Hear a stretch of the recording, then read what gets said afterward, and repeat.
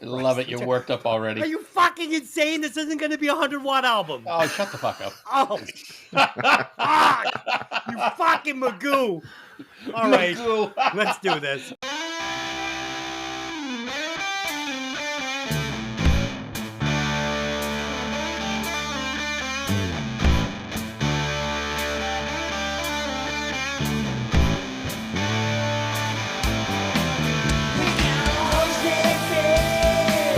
Hi. Hey.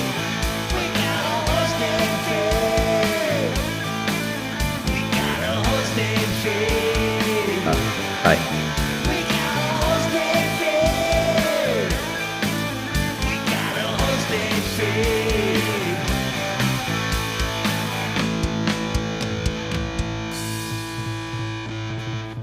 Hi.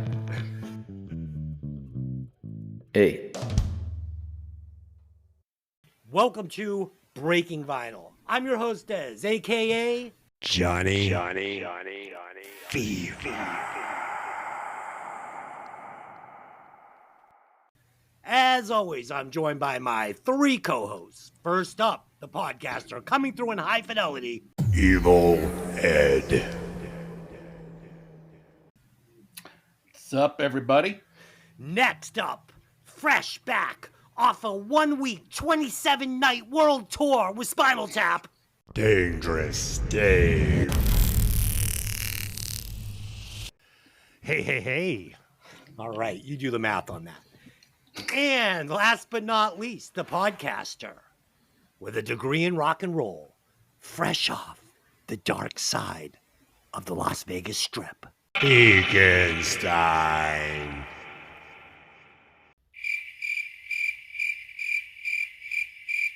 Hey. Oh, yeah. All right. Okay. As always, the mission of this show is for us to introduce each other and you, the listener, to albums and bands which you may never have heard of before, while also discussing the classics. And on occasion, we will ruthlessly insult each other's musical taste. So, sit back and enjoy the show. Tonight, we will be discussing Back in Black, the 7th studio album by AC/DC, produced by Robert John Lang, nickname Mutt, released on July 25th of 1980 by Atlantic Records. The album peaked at the number 4 spot on the Billboard 200. The band's lineup was as follows: Brian Johnson on lead vocals, the great Angus Young on lead guitar, Malcolm Young on rhythm guitar and backing vocals, Cliff Williams on bass guitar and backing vocals, and the great Phil Rudd banging on the skins. All right, boys. To say I'm excited for today's show would be an understatement. Oh, my God. But the discussion before the show is really scaring me, okay? I don't know, man. I don't know, guys. I don't know where you guys were raised, but I'm not getting it. So let's do some band facts. I will get us started. This was the band's first album to feature Brian Johnson as lead singer following the tragic death of the great Bon Scott. Dave, what do you got on this one? All right. Yeah. Original lead singer Bon Scott died from alcohol poisoning in February 1980, about 2 months before they started recording this album. It was recorded over 7 weeks in the Bahamas from April to May 1980 and mixed at Electric Lady Studios in New York City. One more fun fact: a June 6, 2011 Time Online article states that great white sharks act more calmly when listening to music by AC/DC. Look it up. Shit, that's bullshit. That's bullshit. Sharks love AC/DC. Who knew? Well, why wouldn't they? It's fucking AC/DC. Oh, is that all you got, Dave? Pretty good. Yep. Ed, what do you got on this one? All right, I got a bunch of facts for this one, actually. I found some fun, interesting things, I thought. One, the black album cover was purposely done as a sign of mourning for Bon Scott. I did not know that. I like that. And I'm like, oh, that's so cool. That makes total sense. Brian Johnson had never recorded with a group before this album. Wow. And Mutt Lange focused on Johnson to make all his vocals perfect. He did this because he didn't want people to listen to the album later on in life and think that someone couldn't actually sing this stuff. So he paid special attention to where he stopped for breathing. Yeah, you know what's funny, Ed, is I actually in my notes have how well these vocals are. I didn't know that fact, but I actually wrote these vocals are masterfully produced. Like you can hear every word while he's screaming like a maniac. Yeah. Anyone who's heard AC/DC live knows. I don't know how this album came out so well because Brian Johnson is not articulate. Oh God, he doesn't goes crazy. pronounce well. Oh yeah, he goes crazy. There's a lot of just Yeah. Last two facts. After the release of Back in Black, Highway to Hell, If You Want Blood, You Got It, and Let There Be Rock and Roll all re-entered the UK charts. It was the first time a band had 4 albums in the top 100 UK charts since the Beatles. Wow. That's how successful Back in Black was. Back in Black. And it was so successful in the US, Atlantic Records released Dirty Deeds Done Dirt Cheap for the first time after Back in Black because they never released it in 76 when it originally came out. That's insane. That's insane. Wow. Fee, what do you got on this masterpiece? Yeah, this is a masterpiece. I'll give you that. Don't, dude, do not. What? Don't be. Are you talking serious, right? Masterpiece? I am. It is. Oh, okay. Absolutely. I was starting to feel a little inflection in your voice. Okay. I'm gonna be hot. I'm on you guys today. No, I kind of went down. I mean, like I don't know why they call it Akadaka in fucking Australia. That's kind of weird. But yeah, I kind of went down the Mutt Lange rabbit hole a little bit. Like, how fucking cool is this guy? You know, married to Shania Twain, you know, at the time. Nice. Or maybe not at that time, but married to Shania Twain and basically brings her into the world. He's worked with AC/DC, Def Leppard, you know, the Cars, Bryan Adams, like a bunch of people. Like, this dude's lived the rock and roll life, you know, like good for him. Monster producer. I mean, he's just a hit maker. Yeah, absolutely. So, yeah, so I was kind of surprised to find that out because I knew the name, but I didn't necessarily know all the associated music with it. And when I started digging in on that, I was impressed. Yeah, this guy's solid. Nice. You got anything else? Nope. All right, let's get into some opening thoughts on this one. Before we break it down, I will get us started. And I'm going to front load my thoughts this time. Instead of having a long outro when I give you my watch score, I'm just going to pretty much tell you what I thought of the album, and then my outro will be very brief. So this album is rock and roll royalty. I mean, it just is. This is the top of the mountain. This is rockin' fucking roll. Like, I thought Appetite might be my favorite rock and roll album of all times until I put this fucking thing back in. And then I realized that Appetite, as good as it is, still has a little flavor of the 80s hair metal thing going on. This is fucking rock and roll, timeless, ass-kicking fucking yeah. I was literally blown away by Angus Young's guitar playing, his tone, his magical timing. And when I mean timing, I mean the way he plays his leads. You can learn these leads if you want, but you're not going to play them like Angus Young. You're not. His beyond tasty guitar licks that make his solos so iconic, such cherry bombs of perfection. I forgot what a vocal talent Brian Johnson is. A true screamer with endless range, but also gifted with an amazing sense of melody, which shines so brightly on a couple of spots on this album. I laughed. I cried. It took me all the way there and all the way back. This might be the best ass-kicking rock and roll album I have ever heard in my life. It's a timeless masterpiece, but will it be my first 100-watt album? Only time will tell. Dave, have you ever heard this album back-to-back before? Oh, wait, Dave, I have one question first. Have you heard the new Mick Mars song, Loyal to the Lie? I have. And what do you think?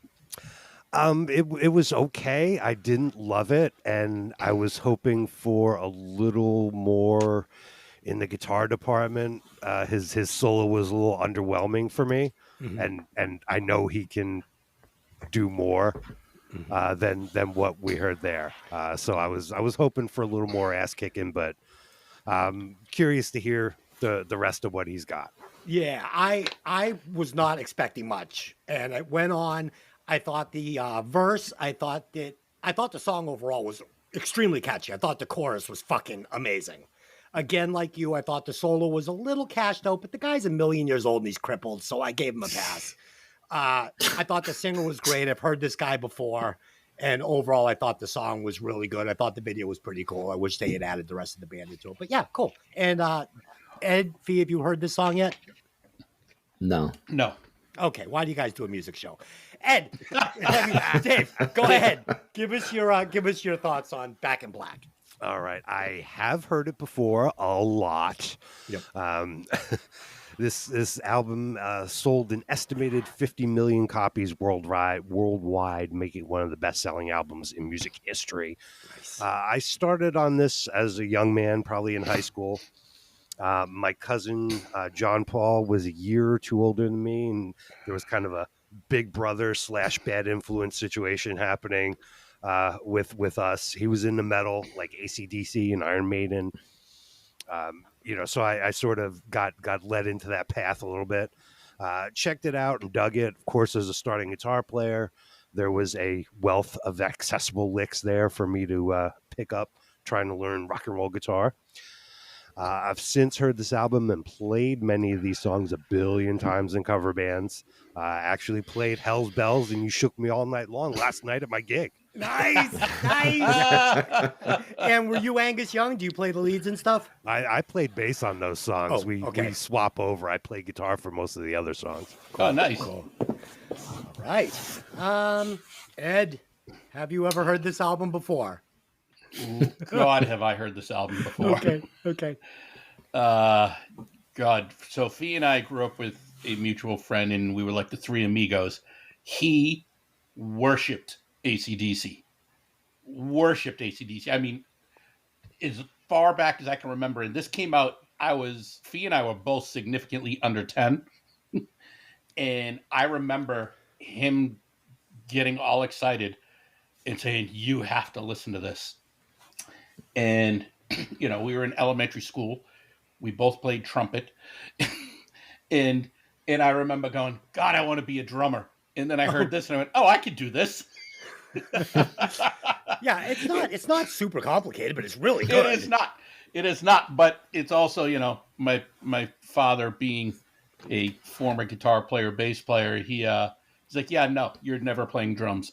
You can't turn them down. So here's my 1963 Fender Jazz bass. Go to town. And I went, yes. Smart man. Yeah. But honestly, I mean, AC/DC is the perfect example of that special band. They wrote nothing but 3-chord songs that sound like absolute masterpieces. Like if you listen to any song and then you put it up against an AC/DC song, you're like, wow, this is 3 chords, and you'd swear it sounds like Mozart compared to like country music or something. I mean, it's, even though country music is now 3-chord songs, but it's amazing what this band was able to do at the height of their popularity. Yeah, but the thing is, Ed, they do give you these 3-note songs, right? But they're built behind these iconic licks that Angus Young writes. These are licks that are like magical over and over and over. And they also like to build up these rhythms behind his solos where they almost write like a different little song for Angus to play over, which is so good. Yeah. And don't sell Malcolm short. Oh, no, not at all. Just, yes, please. All day. I'm not selling anything short. Fee, go ahead. Talk about it. Yeah, Ed told part of my story there for sure. And sorry. No. I mean, that's a good thing. I knew I wasn't going to have to tell it, so that's good.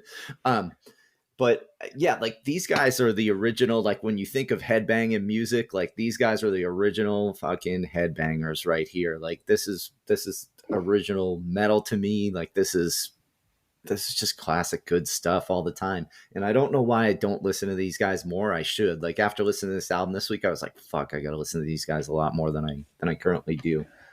But yeah, I was pumped up to that you brought up this album, and I'm pumped up to talk about some of these tracks. So all of yeah. these tracks, not some of these tracks. Get pumped Most up to of these talk about tracks. all of these tracks. Get pumped up to Most. talk about all of these tracks. You fucking guys, you're really disappointing me already. Okay. Oh, fuck.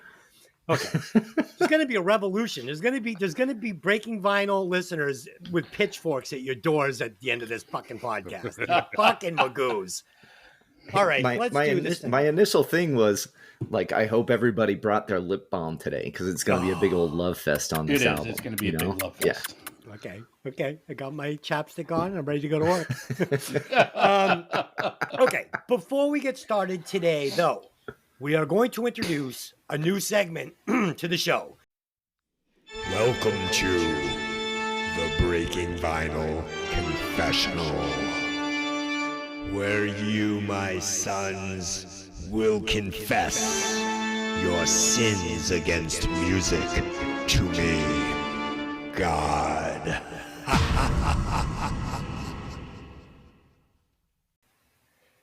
God, please forgive me, for I have sinned. Des, my son, please confess your sins to me.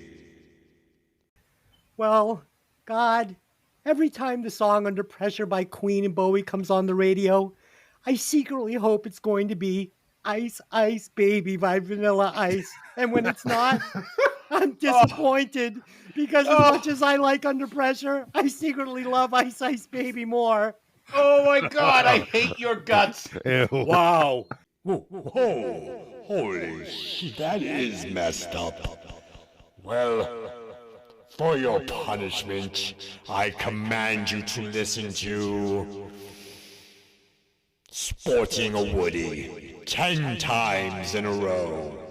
Now beat it, loser, and never speak of this blasphemy again. Yes, God. Oh. Okay, so there it is. That's the Breaking That is Vinyl. total blasphemy. Holy shit. I want to Dude. reach through the screen and just I know. strangle you. Dude, so listen, I came up with this skit because I was driving home from work the other day, yesterday actually, and I heard do. I was like, yeah, it's fucking Ice Ice Baby time. I was ready to stop, collaborate, and it was fucking Queen and Bowie, and I went, oh fuck. And then I went, oh my God, you fucking idiot. What? And then this skit popped into my head. So that's my sin against music. I apologize. Okay. Let's do the track breakdown. Let's get into this bitch. First track, Hell's Bells. So this intro is magical. The bell, Angus Young's slow, iconic intro riff is as good as it gets for me. We get a vocal performance and lyric from Brian that sets the bar for the rest of this album. The guitar solo. Angus gets his magic, like I said before, from his timing and tone, not from playing a million notes fast. This guy, you could learn a guitar solo off of Back in Black, and you're probably not playing it right. Even if you have every note, you're probably not playing it right because this guy has fucking feel and timing that is his signature that makes his shit so hard to play correctly. The solos on the album may seem fairly easy to play, but it just seems that way. They're not. This is next level guitar playing. Dave, what do you got? Okay, the bell in Hell's Bells was specially made for the recording, according to Wikipedia. This is a cool sounding evil opening. They tried recording a local church bell, but bird sounds got in the way too much. Great opener. When this comes on the radio, a fun game I like to play is guessing if it's this song or For Whom the Bell Tolls by Metallica. I'm right about 50% of the time.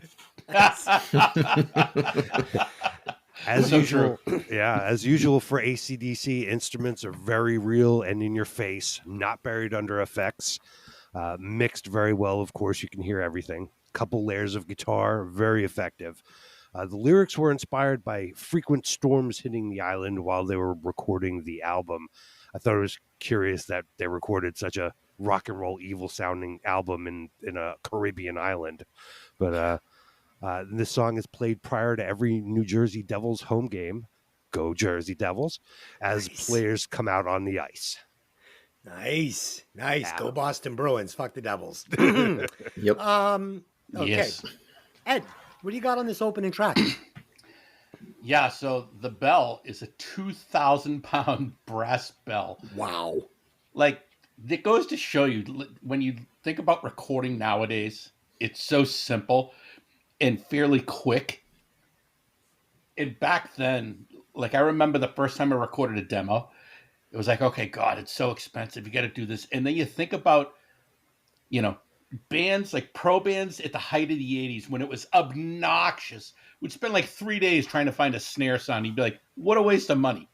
And then you sit there and look at this, go, well, in 1979, when they were recording this, they had a custom-made 2,000-pound brass bell. That's you know, crazy. so it's kind of crazy how much money was spent on making albums. But I love it because, you know, that two beat just dum dum dum. Oh, it's as soon as that riff starts, if you don't get a tingle in your pants, there's something wrong, man. Oh, It tingling. is so good. Tingling. Then you bring in that distorted accent guitar riff, you know, the banana. It's just so good. The steady kick on the 2 and 4 beat, then pan in the clean guitar, the stereo, and the whole band. Like the way it opened and the production of the opening, it just makes you. The energy is just it's so there. It's such a massive statement for what you're about to hear. Oh yeah. Yet it's such a simple song. I love it. It's so fucking perfect. The little guitar riff before the solo starts is such a great lead in too. It just it breaks up the steadiness of everything. And I think that's kind of like, if you listen to the album, that's the AC/DC formula. You got this groove, they play with it in the beginning, they get a groove during the verse, and then there's something to break up either right before the solo or right before the chorus. And it is just gold, absolute gold. And it is a formula that they have, and it's a good one. And they use it over and over, and it never gets old. And they switch it up a little bit, which we'll talk about. But I think what you said that really rang true in my ears, and I had alluded to it with Angus Young's solos, is the timing. And it's the way the band times all of these choices that make it so good. Look at me, I'm like Hillary Clinton with my finger right now. It's the way they do the joke. Okay. Pete, talk about this opening tune. And I think you just made Des bust out of his pants without the use of the Oculus. Oh, yeah, that's right. Take on that song. I hosed the Oculus down today for the first time in a month. Oh, Shit. Thanks for sharing. God. And Dave, that's no crime against music. Your differentiation between Hell's Bells and For Whom the Bells Toll. Yeah, that's legit. Yeah. Both great songs. Oh, yeah. And everyone does that. If you know both songs, you're like, oh my God, which one is it? Yeah. Yep. 100%. No, I love this track. This is good. I was, my whole week I couldn't, when I did a little research on this and found out this was Brian Johnson's first album with them, I was like, wow, these guys just gelled together quick. Like to come out with this song is just, they were on fire right away. And this is a playlist song for me. Awesome. Track 2, Shoot to Thrill. Again, we get the killer intro guitar riff from Angus in one ear, then Malcolm joins them in your other ear, and this will play out brilliantly on this album again and again and again. It's a formula, like Ed was saying. They know what they're doing. The bass, drums, and rhythm guitar, amazing. It's awesome. We get this kind of imaginative fucking arrangement that kind of challenges me. We're going to get these like weird little breakdowns and these cool guitar solos with different parts written in to kind of lift Angus up and bring him down. And it's like, I love it. Another perfect vocal, another perfect chorus. The choruses on this album, all but really one, are just top notch. They deliver. Dave, what do you got? Well, it's a great guitar opening. You can feel those Marshall amps sizzling. Angus's guitar on the right and Malcolm's rhythm guitar on the left, I believe. Yes. Angus Young used an early wireless system in the studio because it gave him a gain boost to the amps, a little, goose the distortion up a little bit. It's a nice moving bass line, occasionally providing chord inversions, not just sticking to all the root notes of the songs. That was nice to hear. And the cool breakdown in the middle. The toms are very present, like they're in the room with you. That was good recording. Yeah. Yeah. Really good. Ed, talk about this tune. Yeah, so I play this song in a band I'm currently in, and when I'm done playing this, I'm ready to like take on the world. Like, there's so much energy in this song. It makes you want to go 1,000 miles an hour down the road. It's super fun. It's got a great groove, the lyrics, the arrangement, the energy. You can't not get your blood pumping. Like, this needs to be a workout list song for everybody because it just moves. And how Brian Johnson can sing this high is beyond me. Oh, so good. We have a female singer in she is a massive voice. I mean, massive voice. And every time she hits that note, I'm just like, holy shit, a guy hits that? Yeah. Fucking A. It is just so high. And the breakdown in the song is such an important piece because we all need that little time to recover because, like, it's so much energy and then, boom, it breaks down a little bit. And you're like, whew. You do a little exhale and then it kicks back in for that climax at the end. And you're just like, what the hell? It is just, it's a beast of a song. Yeah, they sprinkle in these little exposition spots for Brian Johnson to speak on this album, but it's like he sounds so tough and drunk and pubbed out and so good. It just works for me. It's not like when you get one of these like 80s guys like, and then I got my lipstick out and I said, baby. It's like, no. That's not this. You nailed it. You nailed it with the drunk. Like I expect to go into like you're walking into like a karaoke bar and all of a sudden this dude who you're like, oh, look at this shit show. Yeah. And then he sings and you're like, fuck, that's awesome. Yeah, you can smell the fucking O'Douls on his breath. Yeah. Okay. All right. Fee, what do you got on this one? At this point, I'm going, Ed's already run through about 3 fucking walls this week listening to this album because it's such a high energy album and I know how Ed is on these things. So, oh, yeah. Yeah. But my first thing is like, does Angus have the bag of licks or what? Like, is this the definition of bag of licks, Des? Yes. Well, yes, it is. Like, I don't know, man. He fucking brings it. I love this song. I think it's great. Sophie, the bag of licks for Angus Young. So first of all, everybody has to remember he's very young. He started out like he was a baby in AC/DC. And you got to also remember, this is very early on. I mean, this isn't the height of hair metal where everybody is, playing the ripping, Tracy Guns licks. No, he's a pioneer. This is Angus Young. He's creating this genre of guitar playing. And he has an amazing 70s bag of licks that he does more with his bag of licks than a lot of guys do with bigger bags of licks, let's just say. He's making the best with what he's got, and what he's got is fucking good. So everybody will be very relieved to know that I finally got my fucking car back so I can drive 1,000 miles an hour. It only took 6 weeks. I bought the car, and I finally got it back 6 weeks later, so that was fun. I found it so hard to resist not blurting in with all the mentions of, at the height of his career, I'm like, well, he apparently didn't grow much. So, or you're like, he's a baby. I'm like, well, he is young. Fucking Gary Coleman, motherfucker. Like, you're serving up all these little jokes, and I'm like, well, you should have. I teed you up. Killing the dad jokes today, Ed. I love it. Oh, shit. Okay. Track 3. What do you do for money? So this time they switch up the formula a little bit. Same formula, just switched up a little bit. This time we get the band first with the intro, and then Angus replying in your right ear again, which I fucking love. I really love the melody Brian chooses for the verses in this song. And, these are all stylistic choices that singers make on songs, and they can make a song or break a song. And Brian has some very tasty melodies that he chooses. In the verse, it really works for me. The vocals, this is where I really noticed the vocals were produced like to absolute perfection on this album. I can make out every single word he's saying, every single word. And I'm glad because these fucking stories are so cool. Oh, Definitely. they're so like, fight, fuck, rock and roll, which is kind of tropey, not at the time, but it's so tough and so like, it's just so pubby, like I said before. And these guys just don't come across as fucking pussies, and it works for me. Again, go try and learn this solo. You might get the notes right, but I can guarantee you're not playing it the same as Angus Young. The subtle timing he brings, the feel, the inflection, this is what makes him such a tasty genius. The wood for Angus Young. Yes. Dave, what do you got?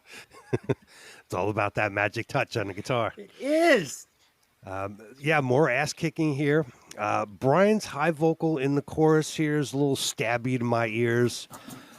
Towards the end, a little call and response between the vocal and guitar is pretty cool. They employ that a couple times throughout the album, but not overused, which is cool. Yeah. Good song. Yeah. Really good song. Ed, what do you got? Yeah, another great opening to a song. And this is kind of a good example. Well, not really this. Well, I guess it is. Yeah, this is a good example of how the band of Mutt Lange maximize the contrast with the instruments to give such a powerful sound through every song. The steady bass and drums with the riffy guitars and smooth lyric melody. I mean, it works so well, especially when it's so much of AC/DC is a basic 4/4 drum beat and bass line following the root, and then every now and then they throw a little curveball in. But the way it works, it sounds so massive because Malcolm and Angus really work so well together. They make everything just bigger. Yeah. It's because Malcolm knows his place in AC/DC. And a lot of times when you get these, two guitar players in a band, everybody doesn't know their place. And it can be a problem. That is, Robin Crosby. Love Robin Crosby. But on those albums, I would have liked to have heard more Warren DeMartini and less Robin Crosby in these soloing sections. Not that Robin wasn't great, but when you have a virtuoso, please give it to me. Fee, what do you got? It's funny you brought up rap because I was kind of thinking the same thing at this point in the album with, when we had that discussion on Out of the Cellar, the formula, they stick to it, and every song's a playlist song for me on that album. And it kind of is on this album too. Like this is a playlist, even though they change it up a little bit here. This song just doesn't hit me as hard as the first two tracks hit, but they are really reminding me of Rat a lot. Like, like tough guy, ass kicker, fucking tunes. They rock out. They play hard. They have a bigger sound than the amount of people in the band, I think. And playlist track right here. Yeah. The only difference is they're not dressed like a pair of curtains from the 80s. I mean, that's not Rat's fault. I mean, they were a victim of their time visually. But yeah, I'll take the denim and leather and fucking motorcycle boots any day. Okay, track 4, Give the Dog a Bone. So again, we get the left-right trick again. We get the cool drum beat panned ever so slightly over to Malcolm's side on this one. Did you guys catch that? I thought it was pretty cool. I mean, you can really hear Mutt is working as a producer on this album, and he's keeping it interesting with just subtle choices that really work. You're getting Angus fucking with, like you guys said, that guitar just turned up as high as it'll go to get as much fucking sustain out of that amp as he can. And then, he pushes everything else to the other side, just, 11 o'clock, like nothing. And it's so good. We get the circular guitar riff, and I hate to even use this in the same sentence, but, tease and please and so you're going to get this circular guitar riff, super, super catchy. I love the way the bridge sets up this drop down chorus, right? Like you're in the bridge and then all of a sudden the bottom just falls out of the song and they dump the chorus down. Oh, Dave, what do you got? Yes, Mutt Lange knows what he's doing. Yes, he does. What's this song about? Oh, yeah, the satisfaction of canine care. Okay. Okay. Good, good cranking riff and good gang backup vocals that they don't overuse in the album. You know, that's important. That's a great point. Absolutely. Absolutely. Ed, what do you got on this one? Yeah, finally a song I can catch my breath with. It's a good song. It's gritty. It fits the album well. But I definitely enjoyed the song more when I was younger. And honestly, I think it didn't hold up as What? good as I expected it to. What? It's a good song, and I'm okay with it. But I think for the album, this is kind of the lower end of the album, in my opinion. God, stop nodding over there, Fee. You're not qualified. Shut up, Ed. Okay. Fee, what do you got on this one? Sorry, guys. Just my opinion. Dave, I'm glad you brought it up because that was my first note. Like, oh, great, the blowjob song. Yeah, it's a little third grade. That's my only problem. Stop. Sorry. Wait. Let's keep the Phil Rudd references off this. Okay. So now tell me this, guys, because a lot of times when you guys talk about songs and you talk about like the hook or the chorus or whatever being a little too simple or not hooky or catchy enough, what's different about this hook than other songs? What makes this one really work for me, what I think the hook is the way the bridge sets up the chorus. That for me is the hook. They're bringing you up, and then all of a sudden, boom. Ed, what do you think? Yeah, I think this is lacking a big hook. It just, like I said, it really it didn't, after the previous three songs, I was waiting for something different, and it just never got there for me. This chorus, we could all sing it together right now, perfectly. Everybody knows the melody, every word, you could sing it perfectly. This is not lacking anything. No doubt, but it's I just think compared to the rest of this album, this is on the lower end. You know what I mean? They can't all be back in black. Well, then they can be if it's a 100-watt album. It is. Maybe. Okay. So, Fee, this was a playlist for you or no? Borderline. It's okay playlist. I'm still kind of torn on it. I wanted to hear you guys talk about it a little bit because when you hear that chorus, it's really just giving the dog a bone, and that's right. A little repetitive and a little simplistic. And like Ed was saying, this song didn't hold up as much for me as the other tracks did. Well, this album is, we're looking at meat and potatoes with a good beer. I mean, that's what this album is. It's pretty simple. Mm-hmm. So track 5. Okay, guys. So for me, this is going to surprise everybody probably. For me, this is like one of the most underrated AC/DC songs of all time. And I'll tell you why. It's because this is probably the best vocal Brian Johnson has ever recorded for AC/DC. This vocal shows off his true singing voice. During the chorus, it's so melodic and he's singing with such a smooth, tone to his voice that you don't hear anywhere else on this album hardly. And I wish they had let him do this a little more. It's really special. And I hate comparing it to this, but I'm going to. It kind of reminds me a little of David Coverdale when he's singing this chorus. And I mean, Coverdale's a great singer. He's got really good melody. And, they both have that similar accent. Wow. I fucking really, really, really like this song. And I really like this chorus. Dave, what do you got? It's a cool, moody riff, different than the other songs. That's one of the good things about this album. They don't just keep going to the same well every time. They don't use the same formula for every song, but overall, it always sounds like them. And even all their albums are very identifiable in sound, but they sort of, break it up a little bit from song to song, which is cool. Cool guitar line in the pre-chorus. It's a "Don't you struggle, banana, don't you vibrate, banana." Nice. Let me cut your cake with my knife. Oh, so good. Yeah. So good. And Yeah, then that great. timing when he breaks into that chorus, it's like slipping into a warm bath. It's just so smooth for AC/DC. You usually Really don't get is. that chorus that smooth. Ed, what do you got? Yeah, I love the intro to this song. The panning guitars, the staccato bass and drums. It's such a nice, haunting vibe you get. And it's such a change of overall sound from the previous four songs. It's refreshing. And it's not like it grips you where you're like, yeah. It grips you where you're like, I need to see where this goes. But yeah, like I think Dave just referenced it. That pre-chorus guitar riff. Oh my god, is that fucking good?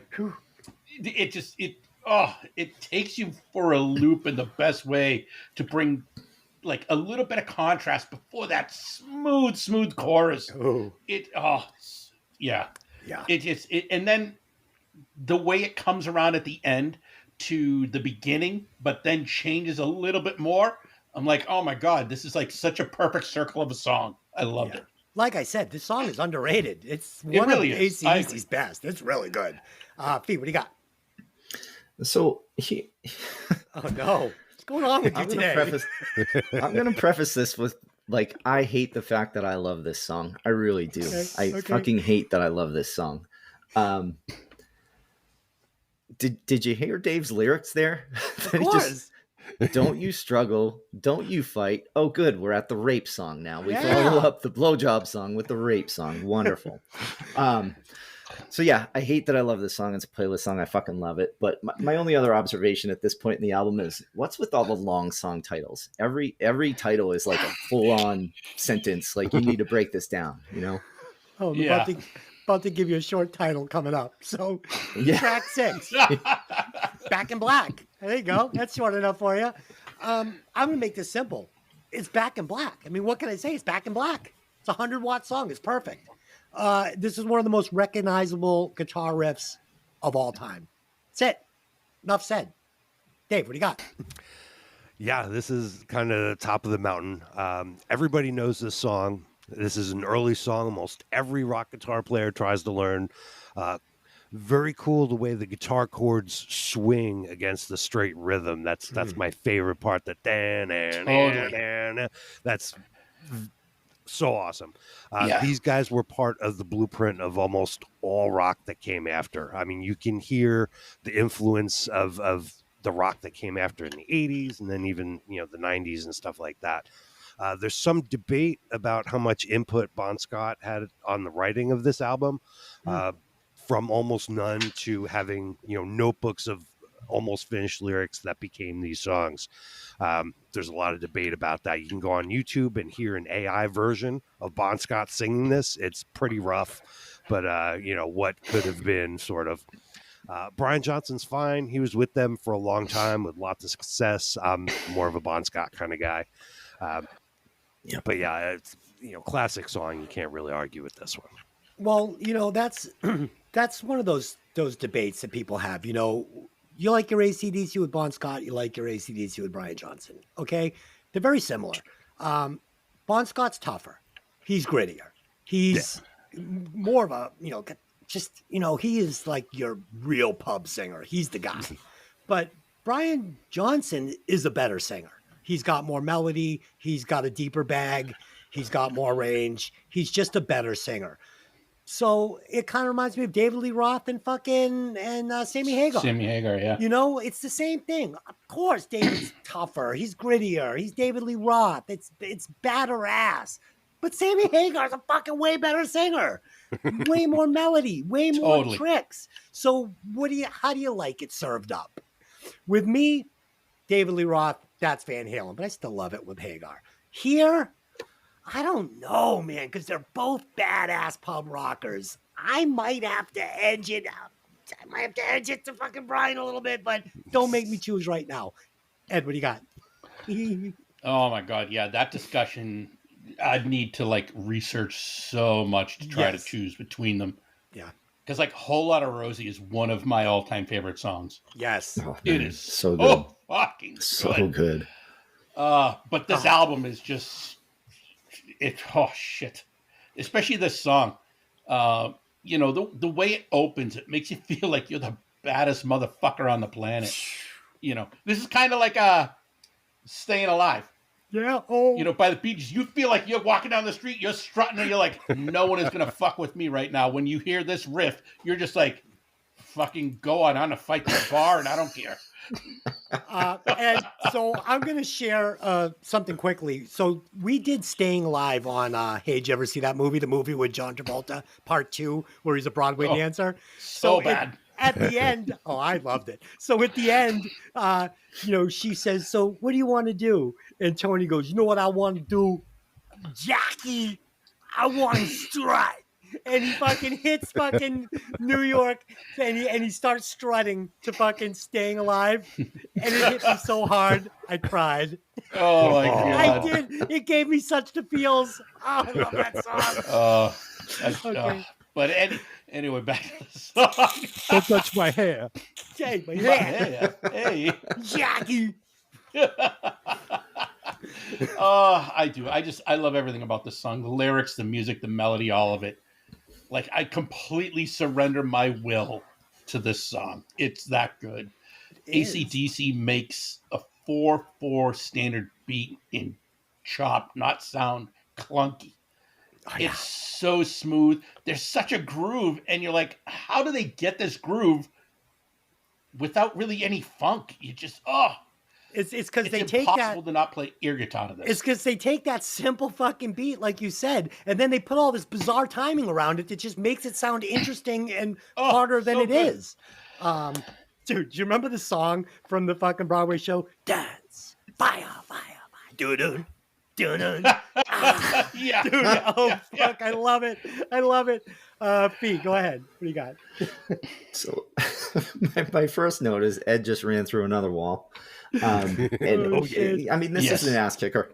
And just to follow up with the discussion, Bon Scott, Brian Johnson, I will say this, for me, this is my favorite overall AC/DC album. This is the top of the barrel right here. 100%. But has to be. But I do prefer Bon Scott to Brian Johnson. Like, I do prefer listening to the earlier AC/DC personally. But overall, this album, top to bottom, is killer. Yeah.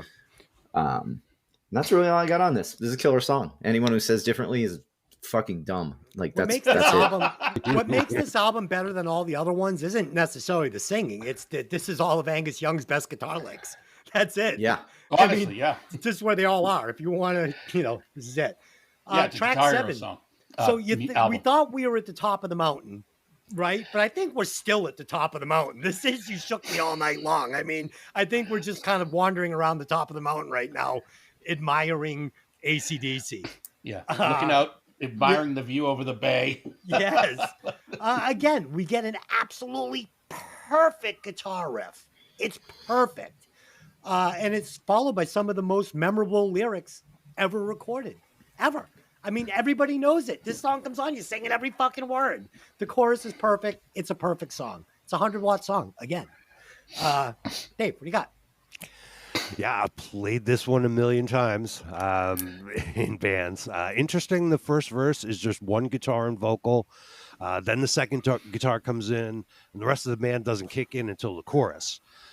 This one rarely fails to get people up and jumping in a club. Great guitar solo, and a pretty great video, too. Yes, agreed. Ed, what do you got on this one? Oh, my God, you hit every point that I was going to make, Dave. It's funny because I'm like, as soon as Des said the title, the only thing that popped into my head is the very end of that song when the girl in the cowboy hat, like leather bikini, takes her leg and pulls it up behind her head as she's standing. And I remember being a tween going, just feeling guilty as hell. Like, what am I feeling right now? I love MTV. Yes, exactly. Oh my God, it was so good. But this is that song that everyone sits there and they hear it and they go, oh God, not again. Yeah. I'm sick of it. And then by the end of the song, you're singing it. It's impossible to hate this song. I don't care who you are, what you say, how many times you've heard it. It is so goddamn catchy. You are going to be singing it by the end. It's unavoidable. Everyone in the band plays this song. It's impossible not to play. It is the go-to song, like Dave said. It fills the dance floor. You're like, oh shit, with the shows just get this weird vibe. Go into this, the show is fixed. I mean, it's unbelievable. It's also in it's another absolutely huge sound from 3 chords. It's a clinic on how to write and produce a song. Keep it simple. Yeah. But that's the magic of this album. No matter how many times you hear these songs, you can always hear it one more time. Why not? But Yes. like with Appetite, I've told you guys, I will not listen to Sweet Child of Mine ever again. I'm fucking done with that song. Fuck that song. Oh And my maybe god, we even- actually had 3 people request that song at the last gig. I'm like, nope. No. Thank sorry. God we don't play it. No Stairway to Heaven. Get the fuck out of here. Yeah. That's it. Fee, what do you got? No, and that's the same train of thought for me on this is the AC/DC anthem. This in pop culture, everyone knows this song more than any other AC/DC song, I'm sure. I don't know. I mean, maybe Back in Black, maybe Thunderstruck, you know what I mean? I don't know, but this is probably it more than any other song. I get tired of hearing it. But I love it. It's great. Yeah. It's a playlist. It's a 100-watt song every fucking time. Every time. Yeah. Track 8, Have a Drink on Fee. You see what I did there? See what I did there? I do. Okay, so this is one of my favorite, if not my favorite AC/DC guitar riff of all times. It's got everything So I good. love in a guitar riff. It's blues. It's got a couple of little extra notes that he puts in that make it, cool. So I got the idea to do this intro thing that you guys heard at the beginning of the show after work. And I didn't know this guitar riff. I had never learned it. I don't know why. So I learned it and I recorded this all after work, all like in maybe an hour. So I almost didn't put it up because did I catch the timing, tone, and feel of Angus Young? No, I did not. No, I did not. And I probably didn't even play the riff right because I didn't have time to fucking like really break it down and practice it. So please don't fucking ridicule me. You didn't play it right. Okay. Yeah, I get it. It's fine. No, definitely ridicule him. It's fine. Oh, fuck. On social media. Bully him to the utmost. I will get everyone's back on it. Oh, shit. You guys are fucking pussies. But how about that bass line? Pretty good, right? Pretty good. Pretty good. Yes. Okay. Yeah, great. I mean, again, I love the chorus, rhythm sections they put under Angus's solos are a big part of why they're so good. It's fucking great again. It's fucking great. Great. Oh, again, maybe the best AC/DC riff, opening riff of all times, and that's saying a lot. It's a fucking great riff. Dave, what do you got? Yeah, all blues here. Here we go. A song about booze instead of skanks. Great riff. Pumping bass and cool guitar doubling. Of course, another great guitar solo. And I like the breakdown after the solo featuring that excellent riff. Yes, agreed with everything you said. Ed. Yeah, the riff, the sound again. Keep it simple, keep it catchy. It's so good. I agree. This is like when I think of AC/DC, it's always do do do do do do do do bow bow. Yeah. You can't not hear it. Another great guitar solo, and honestly, this is a song I've always wanted to cover in a band at a bar. Because why every band isn't playing it at a bar is beyond me. I mean, you're at a bar, have a drink on me. Imagine the crowd singing it because the crowd's going to sing it. Yep. So good. Fee. Yeah, definitely. And I'm surprised too. I figure more people don't play it probably because it sounds like one of the harder ones to play. For me, I don't know anything about playing shit, but this sounds Tricky like it's little probably lick. a little challenging. Yeah. Tricky little lick. Yeah. When I was going through and how at the end we pick our favorite track for the album, it's like, it's easy to end up picking like Back in Black or You Shook Me All Night Long or even Hell's Bells, So I was looking a little bit differently in some of the less popular songs, if you can call any of these less popular, but this is definitely one of my top 2 tracks on this album for sure. The playlist are all day. Dave, you know how to play the opening lick, the opening riff, right? Yep. Okay. a So little when tricky. when I was trying to learn it, so it comes in with that slide up, and then there's like a little, like almost like pull off or like when you slide down into the next note. Mhm. And I was playing the first lick with my first finger and my middle finger, and I couldn't catch that lick. I'm like, oh, what the fuck? So I figured out you got to play it with your middle finger and your ring finger coming Yeah. up. So your first finger is available to grab that pull off and slide down. And once I figured that out, I pretty much got it. But Yeah, you that's got it. yeah, but so cool, man. It's fucking what a great lick. It was worth doing this album just to learn that riff. I think I can play it better now than what you heard, but whatever. Okay. So Shake a Leg. So okay, this is probably the closest thing to a filler song on the album. But with that being said, it's still a very, very cool song. And this is where Angus Young takes the top off the bottle during his guitar solo. So he's gonna send it here. He's gonna like put himself out there a little bit and go for it and test a couple of licks we're gonna hear on albums that are gonna come up. So basically, who made who? We're gonna get that pull off thing all the way down the neck in the solo here. So he's taking it for a test drive here. And I think it's fucking great, man. This is one of the best solos on the album. Not my style for Angus. I like Angus when he's laying back a little bit more, but it was nice to see him go for it and send it on this one. Dave, what do you got? I remember hearing this one down at the Jersey Shore, Seaside Heights, while Nice. I'm riding the Himalaya ride. You know, Nice back in on the boardwalk. back in the late '80s. Love That was it. pretty badass. Good song. Solo was a little sloppy, Yes. but aren't they all? You know, it's rock and roll.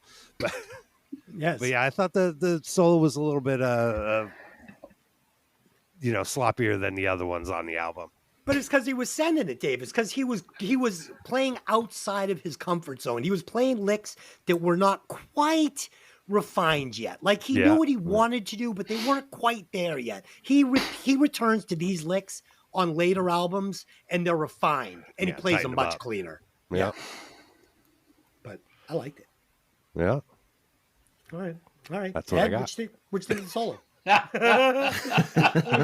Okay. That's what we got.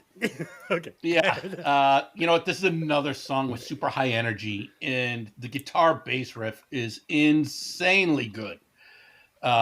It's the song's a motivator. It's also very different than the rest of the album in the fact that the bass and guitars are playing the same thing through most of the song. Yeah. It's the first really time they focus on that. And it's such a great riff. And then it's also the first time there's really actual vocal harmony in the chorus. Yeah. And I was like, oh, this is great. And I forgot how good this song was and how much I liked this song because I hadn't heard it in a long time. The guitar solo comes and the band just goes back to that sound that made the album so good, where it's just, the bass locks in on the root, lets the guitar do its thing, and then they come right back into that riff. Oh, I think this is probably the most underrated song on that album. Ed, you noticed the little harmony in the chorus, right? Yep. So they don't do that a lot. You know where else they did it was in "Let Me Put My Love Into You." Brian Johnson is actually singing a fucking layered harmony track, and it's so good. I wish they had done a little bit more. I wish they had let Brian sing a little more. That's all I'm going to say. Just a little bit. I mean, I'm fine with the album, but just a little bit. Pete, what do you got? Yeah, this song, I found myself enjoying this song more with each listen. It ended up being one of my top two at the end of the week, honestly. Then how can this not be a 100-watt album? Because this is the weak spot. No, this is not even close to the weak spot, in my opinion. Even close.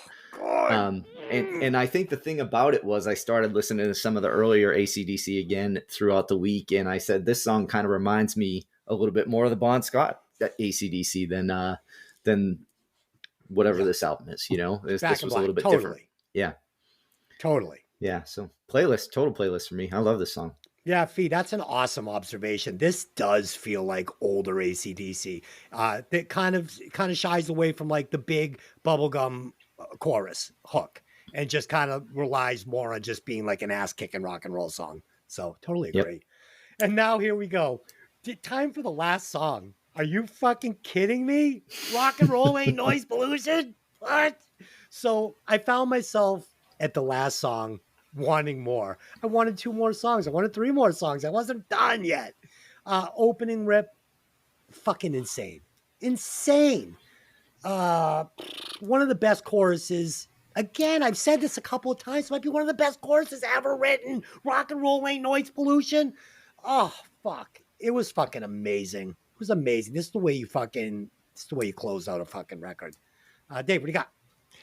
Well, that guitar riff outlines the melody. According to the story, it was the last song written for the album, written in about 15 minutes, according to the band, and it kind of sounds like it. I feel like it's not quite up to the standard as of the other songs on the album. Yeah, I couldn't disagree more. Yeah. I don't know. Okay, sorry. A little bulldozing here, but to be expected. Little. Wait, I'm sorry. Who hosts the show? Oh, that's right, the bulldozer. Caterpillar does. Oh fuck. Okay. Is that all you got, or do I need to stomp on you some more? Yeah, no, I'm good. Okay, Ted, what do you got? Make it count. Sorry, I'm coughing here. God, I have a hard time describing the song in really breaking it down. I have so many great and important life memories to this song. It just another absolute powerhouse, in my opinion, of a song that everyone should have on their playlist. It's such a smooth and great anthem. I mean, I hear this song and I picture, like Peaky Blinders, like that type of neighborhood, old English neighborhood where it's just super blue collar, people are struggling, and you're like, you know what? You're not going to keep me down. F you. It's just, everything about this song's great. Yeah. Most of these songs start and I instantly say, it's my favorite song on the album. And then I get to the next song and I'm like, fuck, no, it's this one. Fuck, no, it's this one. That's why this is a 100-watt album. That's why this is fuck. Dude, there's one song that we already passed that I'm just like, it would be a 100-watt album, well, close to it if it wasn't this song. So I love this song. The Rock and Roll Ain't Noise Pollution is a great song. I love this song. If this doesn't take over the number one spot, you guys are all fucking suck. Fee, go ahead. Some more headbanging here. Yeah, this song's amazing. It's a total playlist. It kind of reminds me of like they took the little bit of the opposite of the Kiss approach, the like rock and roll all night and party every day, whatever. Instead of like rock and roll being a party, this is rock and roll coming to kick your ass, and this song's amazing. Really good. Dude, that's awesome. I would listen to this song 1,000 times in a row before I'd listen to that piece of shit rock and roll fucking all night party every day again. I'm so over that song. That song is like Kiss meets the Phantom of the Park. It's just embarrassing. Now stop. All right. So that's Can't wait for that soundtrack. Yeah, we did it. Yeah. So about a year ago when I finished this room I'm in, I bought a 70-inch TV down at BJ's. So I went down with my wife. I had a budget. It was like $700 and change. And they had an open box one right next to the brand new one. So I'm like, okay, $300. I'll take it. So I bring it home. I get it home. There's no power cord and no feet. I'm like, what the fuck? So after dragging that bitch up into my house, we drive back down there. And there's this like weird little fat hobbit that works there at the counter where you bring shit back. And I'm like, fucking thing doesn't have all the parts. I dragged it up into my house. I'm like, I'm going to buy a brand new one. So I go get the brand new box on the cart and I wheel it over. And he's on the phone with his manager. And the manager says to him, well, what does he want to do? Does he want his money back? And I hear the guy say, no, he wants TV. So the manager tells him to put $80 back on my credit card for the trouble. So the guy puts $80 back on my card, which now brings my total to $220. So I say, okay, great, thanks. And I assume now I'm going to take the receipt and go pay the difference for the brand new TV, which is like $770. And the guy goes, okay, you're all set. Have a nice night. And my wife grabs my arm. I said, I'm all set. He goes, yeah, have a nice night. So I leave with this brand new TV for $220, right? So fast forward to Monday, my wife's TV breaks. So I'm like, all right, we'll go down to BJ's. We'll get you a new TV. So we go down to BJ's again, and there's a 55-inch Vizio smart TV. It's the display, and it's marked down from $375 to $250, 120 off for the sale price for it being the display. But it's not plugged in. So I bring the guy over. He goes, his TV hasn't even been on. We don't even have the controller out. It's still in the plastic behind the desk. So he takes it down, puts it on the card. He goes, go over to the desk. They'll get you the cord. They'll get you the fucking controller. So as we're going around, who do I see behind the desk?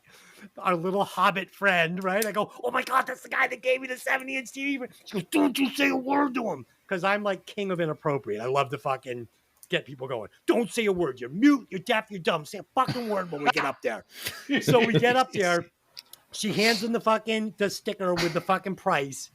And he goes, he types in his screen and he goes, okay, that'll be $74, please. And I go, I start laughing so hard, there's tears in my eyes, right? So my wife grabs my arm and I go, I'm choking. And he goes, is he okay? My wife goes, go stand over there. So she gives him $100 bill. You're such a child. He gives her back $26, and we fucking leave with this TV for $74. How this fucking guy still has a job, I don't know. Because he's giving TVs away at BJ's. You haven't figured that part out yet? Go down to BJ's. No. It's amazing. He's obviously special needs, Des. Des, he went to the same school as you. He went to the Reach. I literally don't know how this guy still has a job. It's amazing. Okay, I hope I didn't bore you guys with my story. Okay, now it is time to release the bonus track.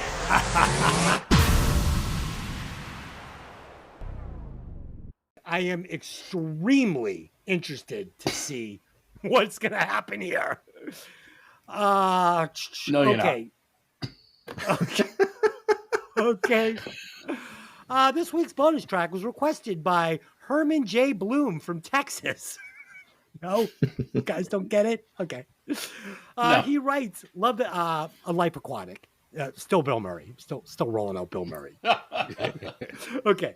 Love the show, guys, especially Fee. You can say thank you to me, Fee, because I requested this under the alias of Herman J. Bloom. Thanks, Herman. I would love to hear you guys review Lane Train, Nonstop to Nowhere by Faster Pussycat. All right. Great. I would also like to thank you for screwing up the name of the song. Yes, thank you. You fucking moron. I'm trying to find the song. I'm like, there's no song named this. I know. I'm fucking so dumb. Do you give away TVs? Yeah. Oh shit. Okay. So I love Faster Pussycat. And I also that love describes your shitty taste in music. I also love this song. I think Tiny writes extremely good lyrics.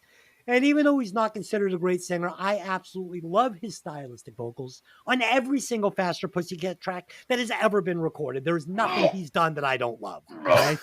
Oh, fuck you. I love the combination of Greg and Brent's guitars. It has great bass and drums. It has a very cool arrangement. It has a killer verse and a supremely catchy chorus with great female backing vocals. This song, for me, it's also got a cool video, is pushing 85.7 watts. I absolutely love it. Fucking yeah. This is great. Dave, go ahead and agree with me. All right. This song is almost 7 minutes long. The song was written by Tammy and guitarist Greg Steele. And I had wondered if they had outside writing help, but I guess not on this one, because it's a little more polished than some of their other stuff. Nicely produced and sounds good. You can hear some of the rawness of their earlier work, but it is kind of polished up a little bit here. The song definitely should have been bigger than it was. It reached number 35 on Billboard's mainstream rock track chart. But it was 1992 and 80s glam bands were not cool anymore. Even though several other bands would sort of take this vibe between like this song and their previous hit House of Pain from the second album and sort of run with it. I think some bands that came later sort of owe kind of a debt. I mean, maybe it's not too much of a stretch to say, Soul Asylum and the Goo Goo Dolls, making it big right after this with sort of an acoustic rock, sensitive song kind of thing. It's a love the lyric, I guess the tracks you lay on your own are your own. It's great and evocative lyric. It's a great song that deserved better than the album that it was on. I do not like the third Faster Pussycat album. I don't even really like the second one. The classic era albums, only the first one is good. I me. disagree. The couple songs on the second one, and this is like the only good song on the third one. But so what's your score? They really could have. I feel like they could have rearranged the song to sort of make it, tighten it up a little bit and tighten up the guitar solo. But yeah, I'm gonna do like a 78 on that. Dave, I agree with almost everything you said. It's funny because Greg Steele, not my favorite of the two guitar players. Brent Muscat was a way tastier player. Greg was a little more aggressive. Love the second album. I agree with you. There's no fucking way these two wrote this song. There's no way. They might have wrote like the intro riff or something. This is a professionally written song and professionally arranged, and there's no way they came up with all these ideas. It's a fucking great somebody song. gave this to them. Yes. This was like written by like Carly Simon or something. Fucking Ed, talk about this amazing piece of work. Oh my God. Come Listen, on. here, let me start with the pluses. Okay. I really enjoyed the music, especially the bass line. Great bass line through this song. However, Oh no. what the fuck is the singer's name? Tammy Down. His voice is so whiny and bad. It's every song I hear from Faster Pussycat. It's like someone running their nails across a chalkboard. I'm like, this band would have been so much better if they had a different singer, or if the singer stopped. Like, block your nose when you sing. Sing with your throat, not your nose, because it is so nasally and just whiny. I feel like a 2-year-old is singing. I hate that fucking band strictly because of that. Yet weirdly, I've seen a million interviews of that guy, and I'm like, he seems like a cool dude. I just hate his voice. Okay. I gave this 61.4 because I like the music. I think the music is so much better than some of the other Faster Pussycat music. And I couldn't help to have thought when I was listening to it how good it might have been with a really, really talented female vocal singing it. You know what? That's not a bad take. Yeah.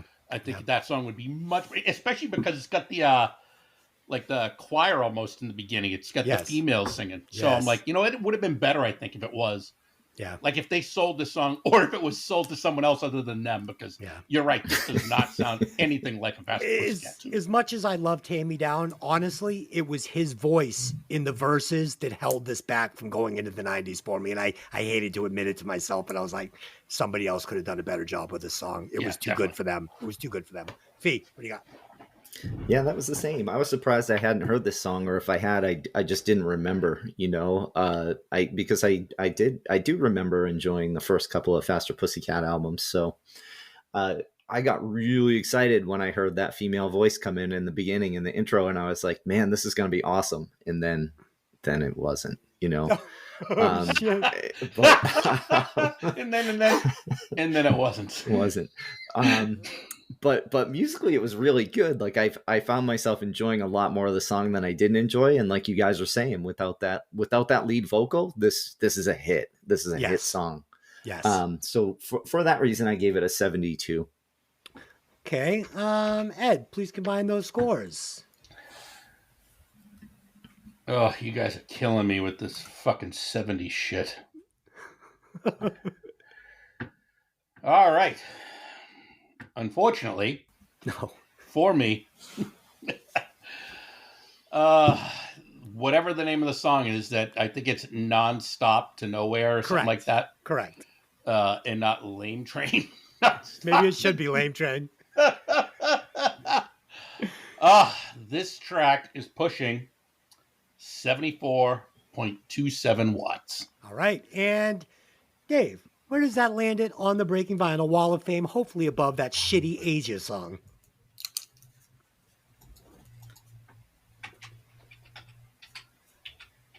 I hear him calculating in the back. Calculating here. So yeah, it is at number 5, just under Skid Row's Wasted Time and just above Asia's Time Again. Nice. Okay, that's fine. I can completely go with that. All right. So let's do some favorite tracks, worst tracks, and I will start. My favorite track on this album would have to be "Let Me Put My Love Into You." I just liked it. I really liked it. I don't know. Probably not the best one, but I'm going with it just to be different. Little contrarian. Do you like that word? I looked it up and wrote it down. It works. Worst song on the album for me would have to be "Shake a Leg." You're nuts. no. Absolutely nuts. No, that's a fact. Dave, what do you got? Favorite track, got to go with the title track, Back in Black. Can I rhyme some more? I don't know. What track would I cut? I would probably Thanks, do Dr. Rock and Seuss. Roll.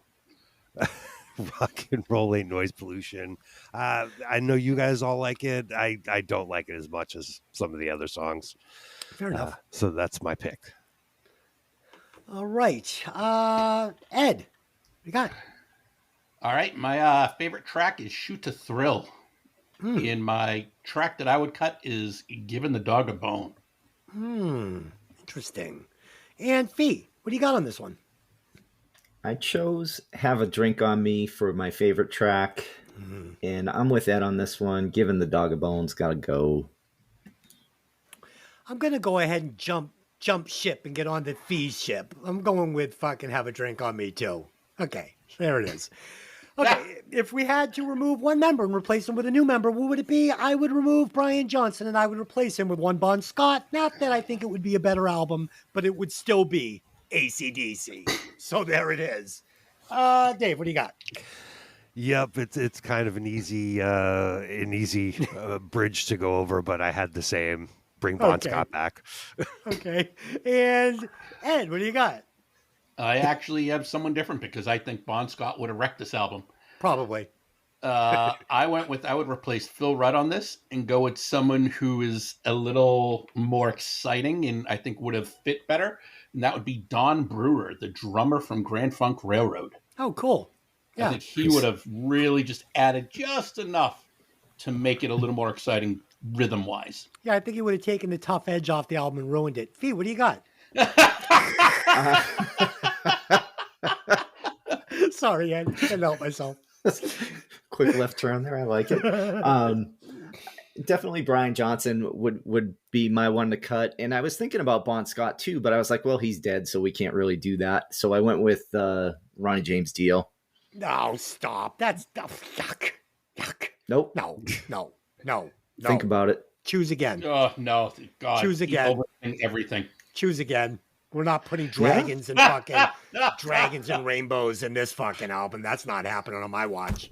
Dragons That's and Rainbows. strike that from the fucking record. No Ronnie Fine, James I'll Dio. go with Bon Scott. Since you guys cheat the rules, I'll cheat the rules. We'll go with Bon Scott. It's What do you fine. guys think of David Coverdale? Could he have pulled this album off?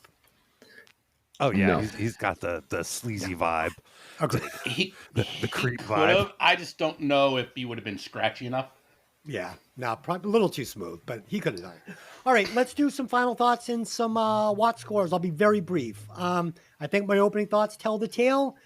This rock and roll masterpiece is pushing a solid 100 watts. It has to be. It's fucking Back in Black, you guys. Don't expose yourselves. It's Back in Black. I don't care what you thought of the one fucking song. It's Back in Black. Okay? That's it. Dave, go. All right, this is dangerous rock and roll. This is ass-kicking music that will scare your parents. This is Chuck Berry licks, guitar licks turned up to 11 through a Marshall amp. It's so good. Unfortunately, classic rock radio has ruined several of these songs from overplay. This was my issue, hearing this stuff so much for so many years and trying to listen with fresh ears to talk about it today. The only problems I have is the radio overplay. That's not AC/DC's fault, or what do we say, Akadaka? Right. I'm not from Australia. I just heard that today. They could have been slightly less creepy with some of their lyrics. I'm all for a good song about skanks, but they could have been a little more creative in the lyrics department. This music is killer, pure rock and roll, but I'm going to give this one an 84. 80, how can Back in Black not be in the 90s? You guys get Welcome to My Night. This isn't as good as Welcome to My Nightmare. I you like fucking Welcome to My shitting Nightmare me? better. Okay, I just died. Ed, go ahead. Sorry. I'm with you, Des. I like this better than Welcome to My Nightmare. Listening to this album makes me realize every music school needs to teach a class on this album. And it should focus on keeping it simple, produce it well. Dirty Gritty is always good. So much of my childhood revolves around this album, and it holds such a special place in my heart. I just love this album. Everything about it. It is not a 100-watt album for me, but it is close. And I have this at a 93.4 watts. It's acceptable. It's wrong. It's wrong, but it's acceptable. Okay? I haven't lost any respect for you, Dave. Fee, please give us your watt score on Back in Black. Let me just say it again. On Back in Black, okay? By AC/DC. Let me hear your score on Back in Black. Oh, is that what we're talking about? Yes, Back in Black. Yeah, okay. Back in Black. No, you know, I definitely felt a little pressure from Des this week on amping up the score. That bitch up. And no, but it didn't need any pressure. This album stands on its own. It's good. You know, I share a lot of the same memories as Ed does with this album. And for that reason, I definitely, bumped it up a little higher than I might have if it didn't. In the end, what it came down to me is I remember when I rated Out of the Cellar by Rat. And I would much prefer to listen to that album than this personally. That's just a personal favorite of mine. So for that reason, I will give this album a 96.5. That is acceptable. I like that score. You are in the wheelhouse, my friend. Okay, if I was hanging out trophies today, Fee would get the gold, Ed would get the silver, and Dave would get the bronze. Okay, he would be the swimmer from Belgium today. No offense to Belgium. I don't even know if that makes sense. Ed, will you please calculate the scores and tell us what this album is pushing? Oh, all right. So this album, which I'm kind of disappointed, Dave's score, I think, really just kind of sunk it.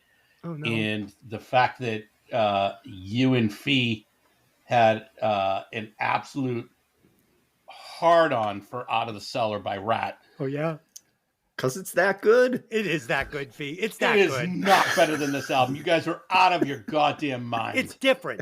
It's different than this album, and I'd probably rather listen to it. Des, you gave this a 100-watt album. 100 watts, and you're telling me you'd rather listen to Rat.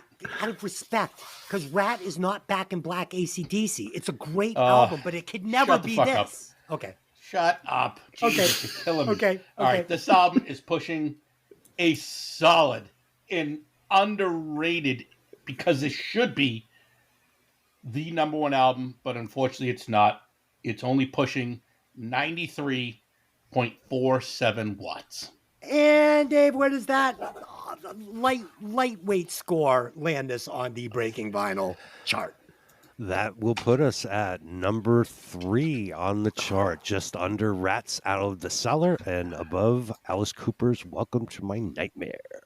And what's number 1 again? Van Halen. Oh, fuck. This is way better than Van Halen. No This way. is way better than Van Halen. Not even Way close. better. Way better. There's no Ice Cream Man and Fire and oh, God. Okay. All right, guys. Great discussion today. I think we did it justice. I mean, it's in the 90s. That's acceptable. I mean, anybody can accept that. Even though Dave got too close to the microwave this morning.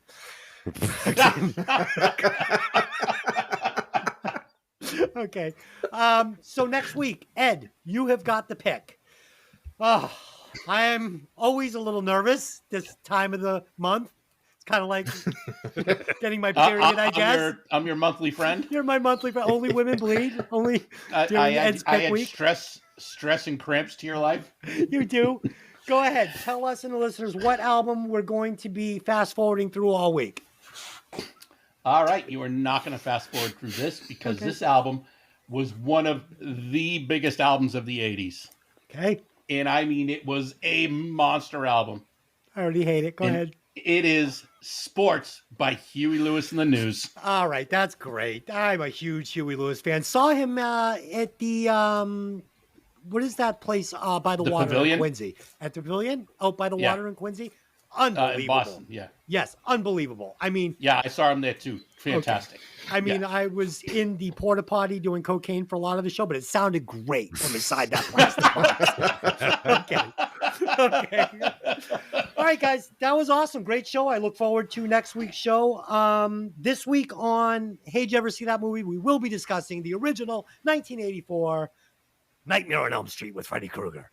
Fun fact, he did host the Headbangers Ball with Dockett. So there you go. All right, guys, until next week, enjoy your weekends. Take those albums out of the sleeve and let the music breathe. And also, I would like to say hello to our new listeners in India. Welcome to the Breaking Vinyl family. See you later, guys. Bye-bye. Bye. Later.